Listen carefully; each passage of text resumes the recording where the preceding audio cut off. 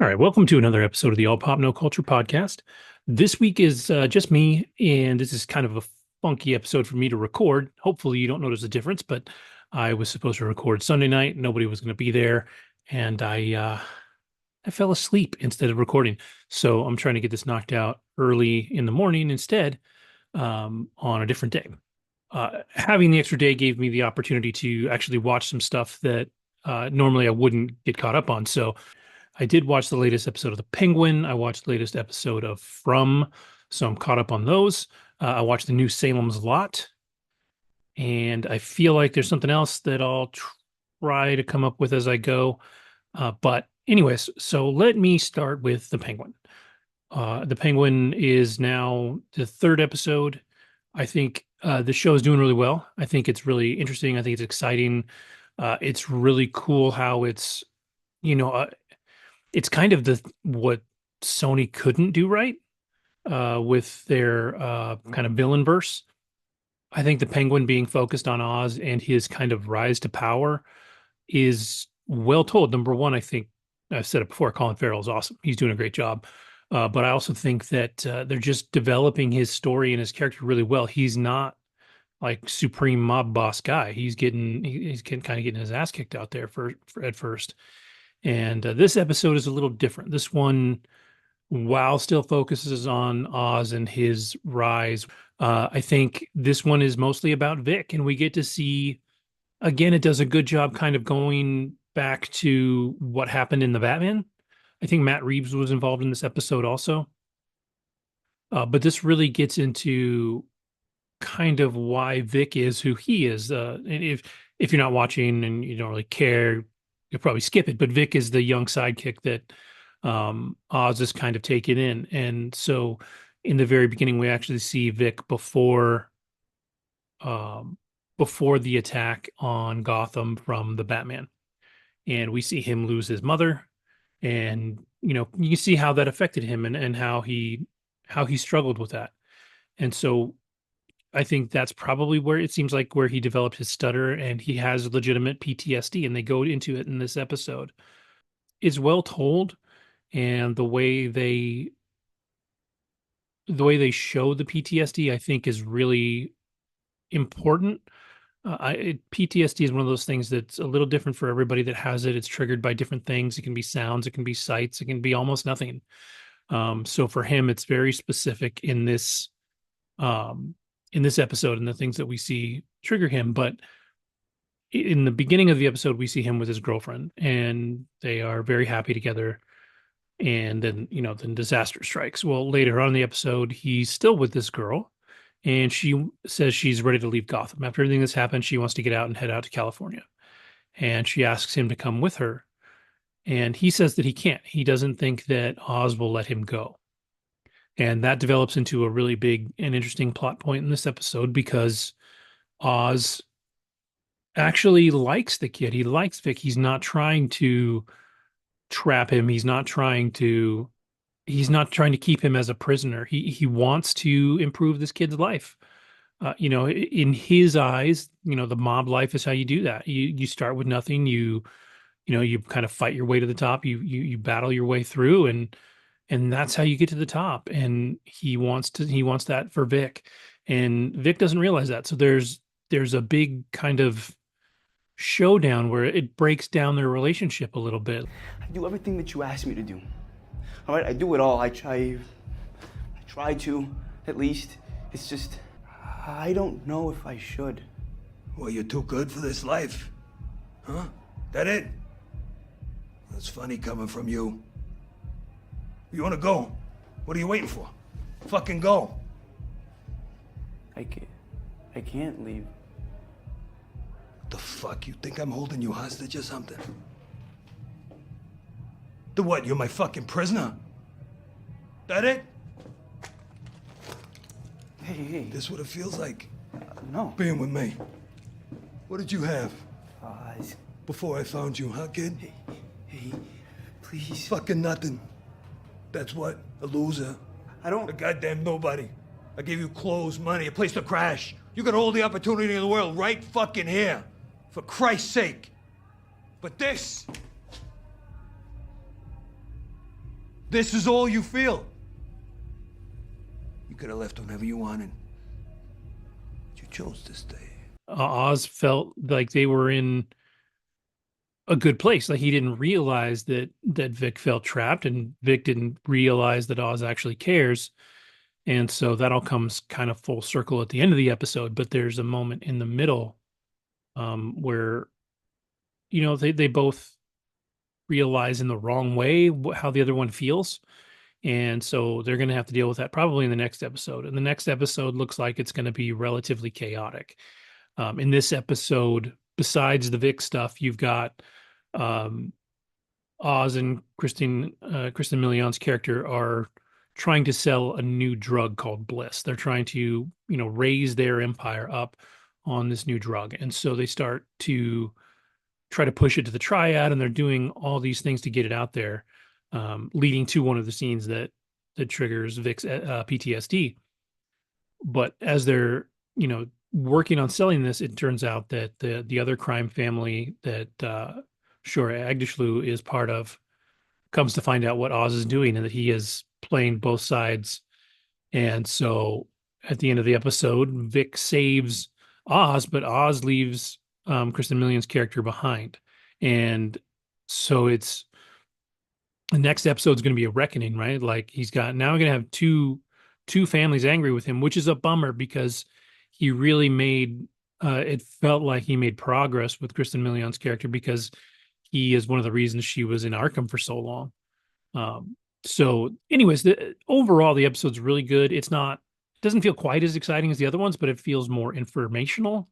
So I think if you've liked the show so far, this one does feel a little different, but at the same time, it's really good. It's definitely developing Vic's character. It develops Oz and Vic's relationship a ton. And even Vic and Cristin Milion's character develop a lot. So there's a lot going on in this one, and definitely worth sticking with. I think it's gonna be strong. It's gonna roll on through. If you watch the post credit kind of not documentary, but little about the episode thing, Matt Reeves was involved. I don't know if he's involved with the show entirely or if he's just involved with this episode or what, but it's cool to see him involved after creating the Batman and working on Batman 2 and all that. So definitely a must watch. So I would say go catch the Penguin if you haven't started it. If you haven't started it and you're watching this and you watch the whole thing, really sorry for spoiling episode 3, but not really sorry because you should have been watching it already. But yeah, give it a shot. It's really good. Next up, I'll talk about From on MGM Plus. I'm pretty sure I talked about this a while ago like last year maybe, when the second season was on, but the third season is in full swing. If you don't have MGM Plus or don't know if you have MGM Plus, if you have cable, check with your cable provider, because it might be part of your cable package. It might not be. The first 2 seasons are on Netflix, I think. And so you can catch those. The third season though is really good so far. There are 3 episodes into this one, just like the Penguin. And I think this show is just really good. I mean, it's a horror mystery. For those of you that haven't watched, I don't want to spoil too much because it is a bit of a mystery, but I probably will spoil it when I start talking about the episode. But really quick, the gist of the show is these people just throughout the years are driving down a back road in Maine, is what it sounds like. There's a tree falls in the road. So they turn around to go around the tree. And when they turn around, it's basically kind of like they enter some sort of portal and they drive into this town. And once they're in the town, they can never leave. If they keep driving, they ultimately come back to the town. So they're in this kind of infinite loop. And there's a certain like area that they can walk and go to, but they can't leave the town. And so they're forever trapped. And so what happens in this town is that everything's fine during the day. Everybody's nice, helpful. They're all normal people. But at night, these monsters come out of the woods. And these monsters, what makes them extra creepy is if you don't know what's going on, like if you're a new person to the town and somehow no one's explained to you what's going on, they come out. They look like normal people. They're smiling. They walk slow. They kind of say nice things to let you in. They're sort of got that kind of vampire vibe, but they're not quite vampiric. But anyway, so and then when they get you, they turn into these scary monsters, and they just destroy you. They rip you apart and eat you. And so what their goal is, even in season three, we don't really know. We know that they're out there. We know how to avoid them. If you have a home, you're not necessarily safe inside a building unless you have these talismans. And I'm trying to remember, but I don't believe they've even explained into season three the exact origins of the talismans. But if you have those inside a building, the monsters can't come in. So there's definitely some rules in this show that exist that aren't necessarily explained, but they're developed. Like they make sense in the context of the show, but why they do what they do is a little unclear, um, which makes it all the more interesting. So now onto the spoilery stuff. At the end of season two, Tabitha, the kind of the mom of one of the families, she goes out based on something she heard from like this mysterious kid, and she essentially escapes the town, and she's the first one to do it. She doesn't quite understand how she did it, so she's on the outside while everybody else is back in town, and things are, I would say, going bad, but they're kind of going the same, maybe a little worse. And things are messy in town, and so our main character, like our main character, is Harold Perrineau, famous from Lost. He played Michael in that. He was in Oz. He's definitely not the same character as Michael. He is more grounded. He's a little more damaged, which is a little crazy. But with what he's gone through in this town, it makes perfect sense. And so he's the sheriff in town. He's sort of the town leader. Everybody kind of turns to him, and he's just trying to keep people safe. But this season is kind of all about breaking his character. And so in the first couple of episodes, he is with he's with one of the characters who, she runs the diner. And so she's got food supplies. She's responsible for a bunch of stuff. She's trying to keep everybody safe. She's trying to do everything to kind of manage the town. There's a bit of a language barrier. She has an accent, but she understands English well enough and communicates well enough. Like, it's not the worst, but she, as a character, kind of struggles to communicate sometimes.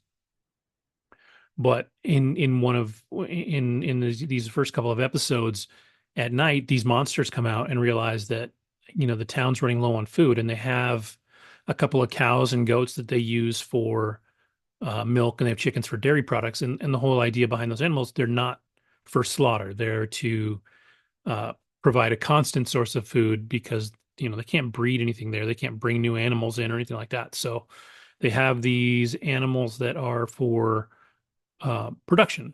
And so the monsters let these animals out at night, knowing that either the animals are going to wander off, or the people are going to have to come out and protect them. So people come running out, and they try to save the animals before the monsters can get to them. And ultimately, Boyd, who is Harold Perrineau's character, and Tian Chen, who is the Asian lady that runs the diner, they get trapped in a barn. They're trying to round up the animals. They close the door on the barn, and they realize a bunch of the monsters are in there. Now, the monsters communicate, like they speak when they look like humans. And so they basically tell Boyd they're trying to break his spirit. Like they're going to break him. And so they strap Tian Chen to a pillar, and they torture and kill her in front of him. So he's got to watch this whole thing happen. And so, the rest of those first couple episodes are him kind of struggling with that. Like, the second episode is him struggling with, a little bit of helplessness, definitely anger. Like, he doesn't know how to deal with this. But Tian Chen also has a son, and so that son's very angry. He wants to go where they think the monsters are from and just go batshit crazy.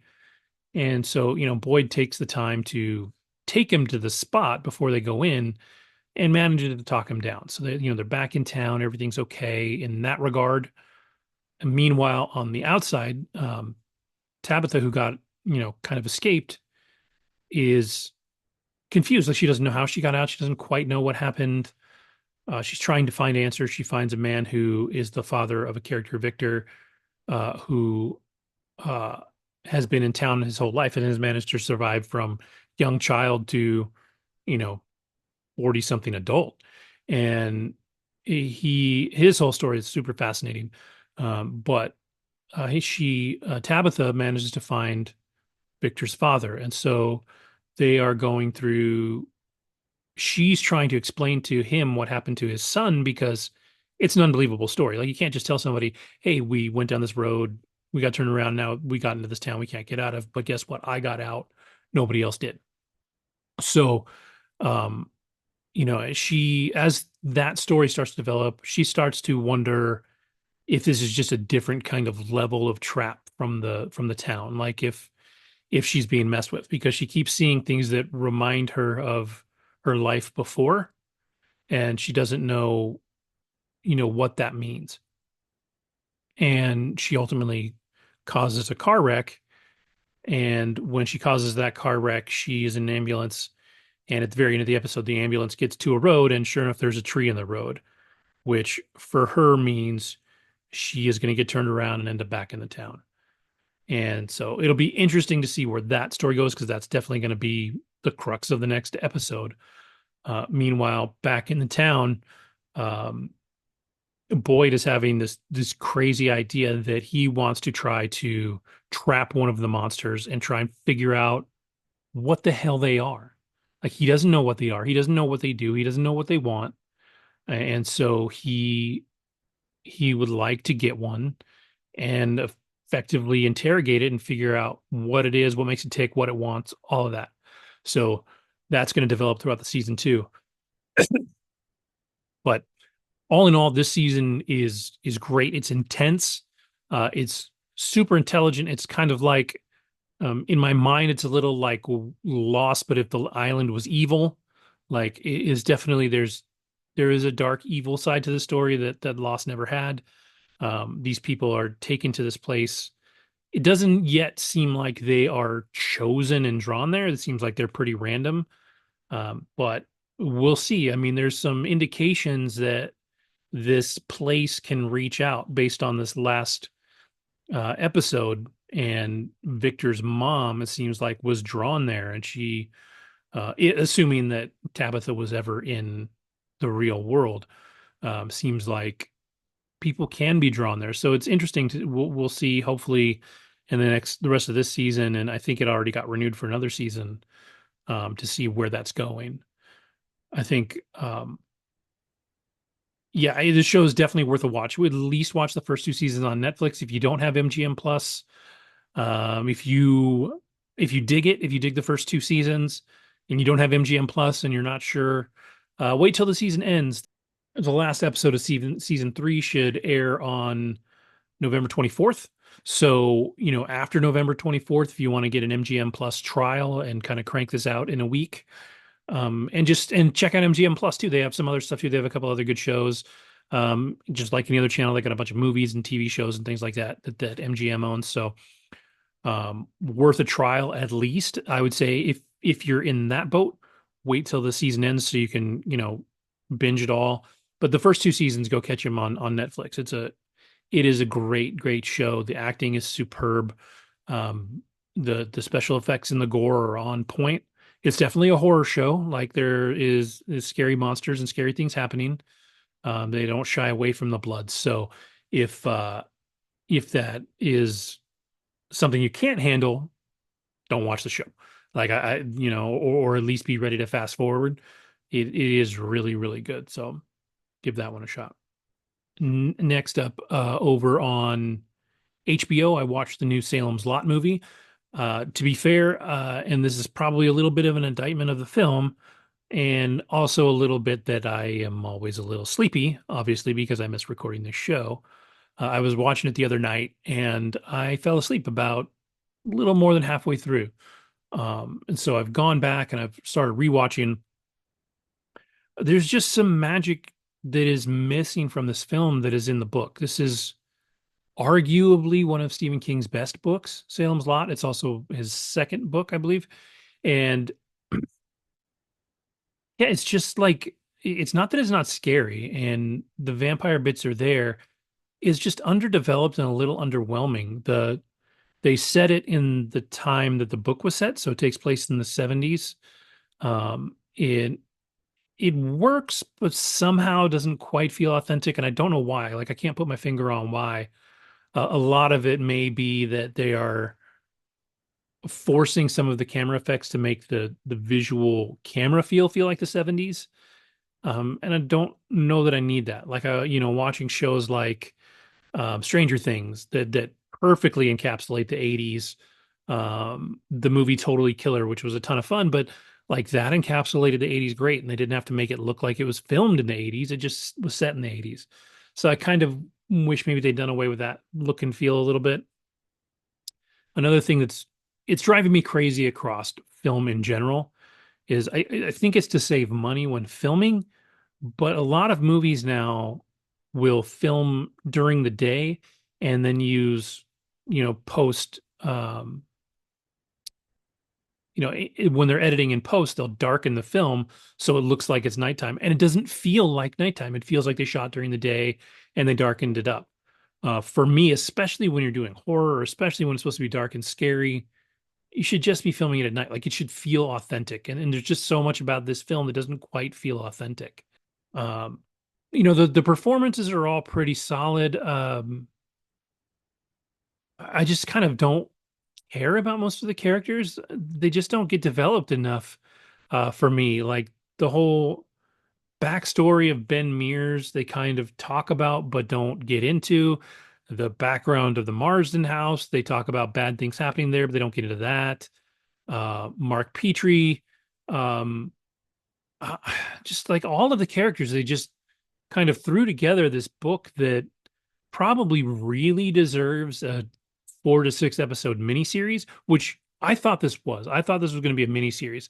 So I was actually disappointed to see that it was a movie. And having watched it as a movie, I can see why. I would much rather have seen them tell this story in full, even pad the story a little bit like they did with The Last of Us on HBO, and make it into something that feels, Mike Flanagan-y. Like make it feel more full and more robust and care about these characters. Like a lot of characters have bad things happen to them or they die, and I'm just like, okay, they're dying. There's monsters here. Um, if you know the story, um, Father Callahan has a crisis of faith, and he's really struggling with that. And they don't really get into it. They show him drinking. He it says he's not the best priest, but like you're not in his head. There's just so much of the story that's missing, and it feels so rushed to cram this into a 2 hour film. The effects, besides the darkness, are good. The monster effects are good. The things that are core components of a horror film are good. It's just as far as storytelling goes, I really wish this was either a half hour to an hour longer and more developed, or a mini series of some kind. I think they missed an opportunity here to make something really great, and they just kind of made something that was okay. Um, I don't know. I don't feel like I recommend watching it. I'd rather just tell you to go read the book, which is a bummer because I like a handful of the actors in this, and I think the kid especially that plays Mark Petrie is pretty solid. Like he does a good job, but it just doesn't make the movie better. Like the moments that are good don't make it a better movie. They're just good moments in a movie that isn't great. So, watch at your own discretion, read a few reviews. But man, if you haven't read the book, just go read the book. The book is infinitely better. Again, this is prime Stephen King. Like this one was a legitimate scary story, and I think it is worth going out and watching. So yeah, watch it if you feel like it. If you've already read the book and you're curious, watch it. If you like horror films, give it a shot. I think it maybe, and I've talked about this on the show, maybe it's a better movie if you haven't read the book because you don't, you're not missing those components. Because we've talked about on the show how a lot of critics' reviews are extra harsh on established uh, IPs, whether they're from books or whatever, because you're expecting this existing storyline to play out in a certain way. And because they didn't do that, that hurts the film. Whereas if you've never read Salem's Lot, maybe you'd be okay with it. So maybe now that we're talking about, maybe I've changed my mind. Maybe I'd say if you're interested in the story, watch the movie. Whether you love it or hate it, then go read the book because the book is definitely better, unquestionably better. But maybe you won't hate the film, and then the book will fill in the things that you feel like aren't there because I don't feel like the film changed the story. It just left so much of the story out. So yeah, maybe do that. Watch the film and then read the book. The last thing I've got is Agatha All Along. That's really the last thing that I watched this week. This is now the fourth episode. This will probably have spoilers. This one is it'll definitely have spoilers. You know, we're now into the Witch's Road. We've lost Sharon, which means the coven is down a witch, and so they decide they need to summon another green witch. And sure enough, when they do this, Aubrey Plaza's character pops up. And I'm going to get into a couple of theories about Aubrey Plaza's character in a couple of minutes, but first we'll go through the episode. So they summon Aubrey Plaza's character. She is, even a little more bubbly than she was in previous episodes. Like in the first episode, she was a little scary and kind of snarky, but whatever. Like this one, she's almost kind of like bubbly and a little crazy fun. And it works. Like she's really fascinating, or fun anyways, and interesting as far as the story goes. So the trial that we're getting into now, it seemed like the first trial was maybe for Jennifer's character, who is the potions master. This one is for Alice, who is she's kind of I think she was a bounty hunter or something like that. But her mother was a musician. So this one definitely leans into that 70s rock feel inside this house. So each trial is a little different. Like I said, this one feels like it's focused on Alice. And they get there, and the gist of the story is that she is cursed. And she doesn't know what the curse is. She doesn't believe it's a curse, but this whole episode is about breaking that curse. And that's the trial. And to do that, they have to use music again. They have to sing the Witch's Road song, which is a ton of fun. They do a different version of it, which is much more rock and roll, like 70s rock. It's fun. Maybe it feels like a little too much. I'm not sure on that. Yet, like in my mind, I have to watch the episode again, maybe. But it it's fun, and there's definitely again some really good horror elements in this one. You have a moment really where Agatha and Rio, who is Aubrey Plaza's character, face off, but not in in a duke it out kind of way, but in a just in a conversational kind of way. Like they're trying to figure each other out and talk about what happened in their lives. And Rio all but tells Agatha that Teen is not her son. Because Agatha has really been kind of holding on to this kid and really protecting him. And it seems like at least that she believes that Teen is her son. Because at one point in the story, so this is where I'm going to start to get into theories. At one point in the story, while they're rocking out and trying to break this curse, Teen gets hurt, very bad. And so when they get out of the curse, when they finish the trial, Teen's in danger. Like he's sick, he's dying. Jennifer puts together a potion using the moon and water and magic words and stuff to effectively heal him. But while he's on the verge and Agatha thinks he's dying, she's really scared. And one of the things she does is she looks right at Rio's character and says, "Don't," which is like an indication she's saying, "Don't take him," because it seems like, and this was a theory before the show started, that Rio is death. That she's the character of death, which historically why Thanos snapped out half of the universe was to impress Death. And so if she is in fact Death, then yeah, if Teen was dying, she could have taken him. So that's one of the indicators that that Rio is Death. Another one that people pointed out, her name means Rio Vidal, which literally means like river of life, which you have to cross the river of life to get to the afterworld, which is death. So, maybe, maybe she's death there too.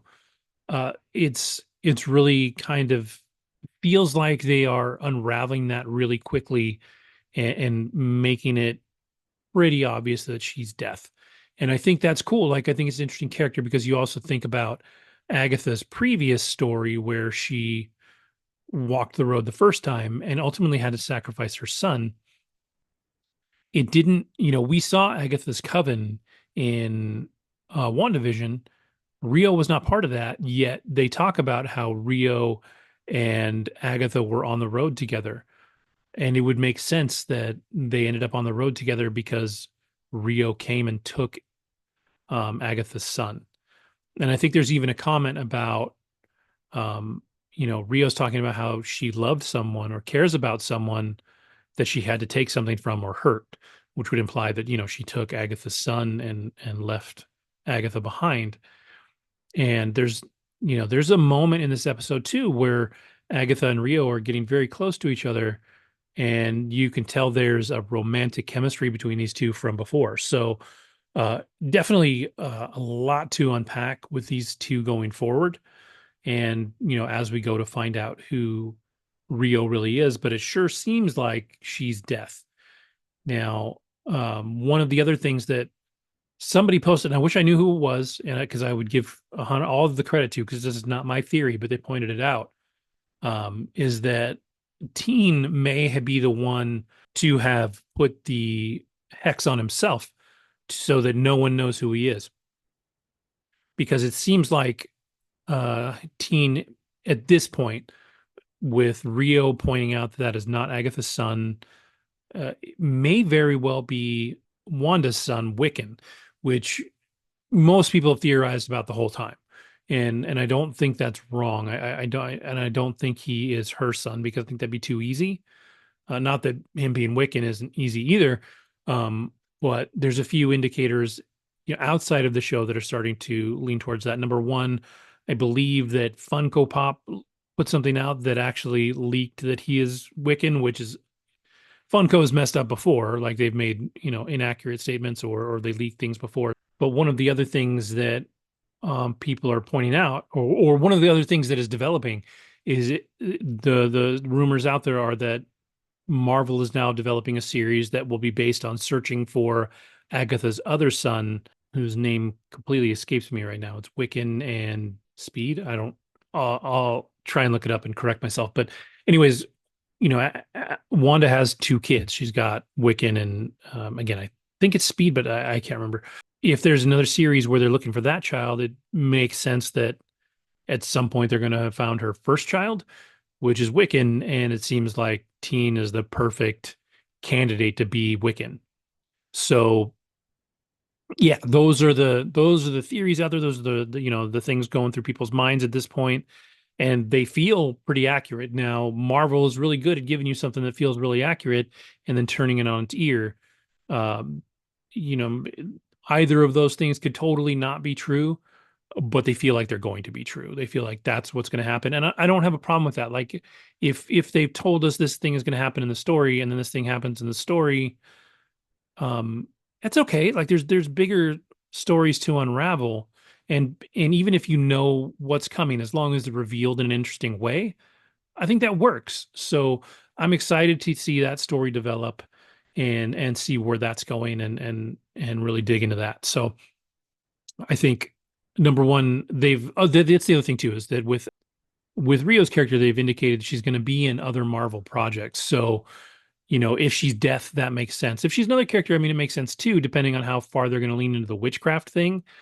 But just if she's Death, then for me, that's a better character. Leave the witchcraft to Wanda. Let her be the magician. If Agatha's out there, let her Be the Magician. You've got Doctor Strange, who's the Sorcerer Supreme. I feel like you've got a good enough mix of magic users that just adding another one in that's just a magic user doesn't make as much sense as making her somebody much more powerful and scary that can stick around for a while. So we'll see where that goes, but I'm excited to see that unfold. But that's all I have this week. Really quick, I want to say to everybody that watched our interview from last week with Bill Spangler, I really appreciate it. Like, numbers wise, it doesn't have the most views we've ever had, mostly because we were getting a lot of views from YouTube advertising, which turned out, in my opinion, to be a total scam. So I'm not paying for that anymore. So the views that we've got on this are very organic. The watch time we've got on it is very organic. I know that Bryant shared it out to a bunch of Robotech groups, so I hope they are getting in there and watching it and enjoying it. I really enjoyed, and this is a little bit of I don't know if promotion's the right word here, but I really enjoyed talking to Bill. I would really like to get more things like that lined up, more interviews with creators and people that are out there that like to tell their story, whether they're a little established or a lot established. Like, if you've ever seen the show and you know someone who is a creator, who's been an artist, created films, TV shows, novels, poems, comic books, whatever, whether they're an artist, a writer, a cinematographer, anybody, like, if you know somebody in those fields that just loves to talk about it and isn't afraid to be a little bit of a guinea pig in the interviewing space. Like, I don't have a ton of interviewing skills. I would like to develop those. So if you know somebody, get them in touch with us. I'd love to have a separate segment where I can interview people, and me and Andrew can interview people. Musicians would be great. Andrew is far more knowledgeable about music in the industry than I am. And so, maybe in an interview, I would pass the baton more to him to interview, but I'd really love to get more of those people out there. So, number one, I would like to, push out more people's voices, but selfishly, I want to get some of these people on the show to, number one, learn more for myself, but number two, to kind of pump the show. Like, if I can interview somebody that's super cool, that's going to draw people in, maybe we'll just draw more people to the interviewing part of it. I don't know. But also I'd like to interview, or draw people into the part of the show where it's just me, Andrew, Lauren, and whoever else just babbling on about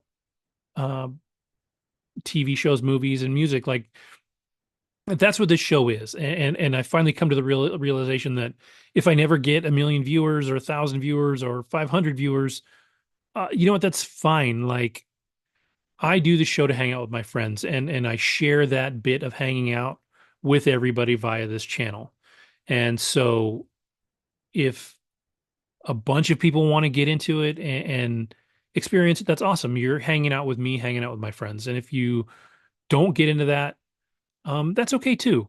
Like, I feel like unless something special happens, something clicks with the world and doesn't take over or takes over, this isn't going to be a show that's ever going to be monetized. It's not going to make it, money. It's not going to change anybody's lives, maybe, but for me, it's a little bit of catharsis. It gives me a chance to, like I said, hang out with my friends and talk about this stuff. And for me, that's all that matters. And if I'm bringing people in that enjoy hearing about that, awesome. But again, if you know somebody that just loves to talk about what they're doing and is in this professionally and has some experiences that are worth sharing, I'd love to hear them. I'd love to improve my interviewing game and talk to some people that have cool stories to share, because I have a lot to learn. So, that's my self promotion there. So, if you know anybody, let me know. They can reach out to us at the show. I think we actually have 2 email addresses. You can hit it at apncpod@gmail.com or allpopnoculturepod@gmail.com. Or just leave a comment on the show and let me know how to contact you, and we can go from there. But either way, thank you for watching this episode. I hope you enjoyed it. Everybody should be back this coming week. I believe Lauren's back. I know Andrew's going to be back. You don't have to suffer through me alone again. And so with that, I will say have a great week, and we will see you next time.